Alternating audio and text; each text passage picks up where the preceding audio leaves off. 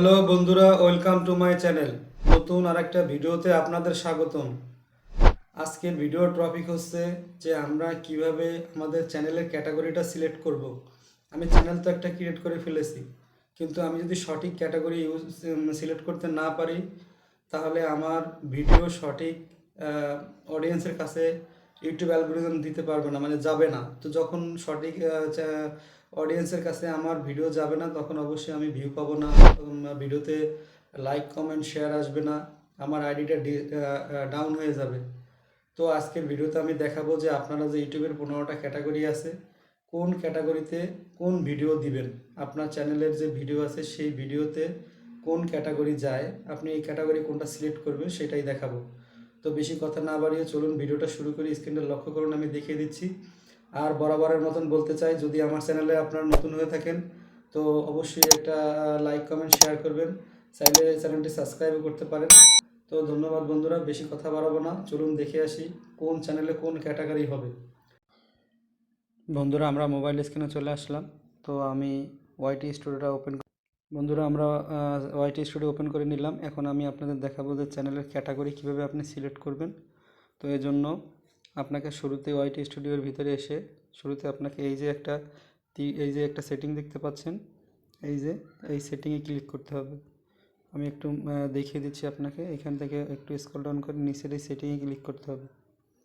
তো সেটিংয়ে আসার পরে আপনাকে এখানে বন্ধুরা এই যে 2 নম্বরে দেখেন, এই যে আমি একটু বড় করে দেখিয়ে দিই, এই চ্যানেলে সিলেক্ট করবেন।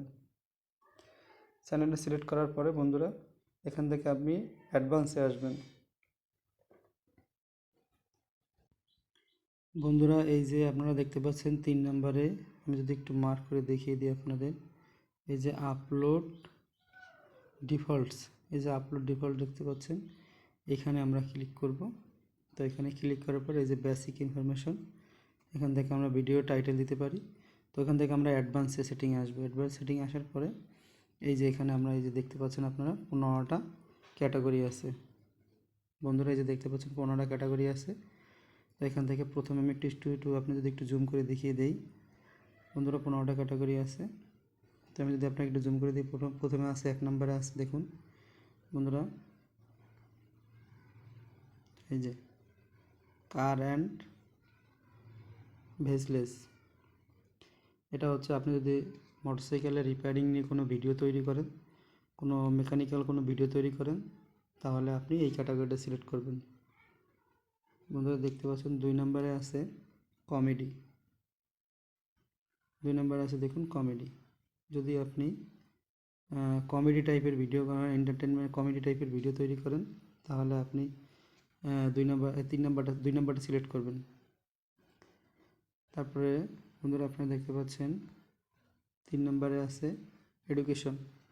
আপনি যদি শিক্ষামূলক ভিডিও তৈরি করেন, আপনি যদি কোনো লার্নিংমূলক যদি শিক্ষামূলক ভিডিও তৈরি করেন, তাহলে আপনি এডুকেশন সিলেক্ট করবেন।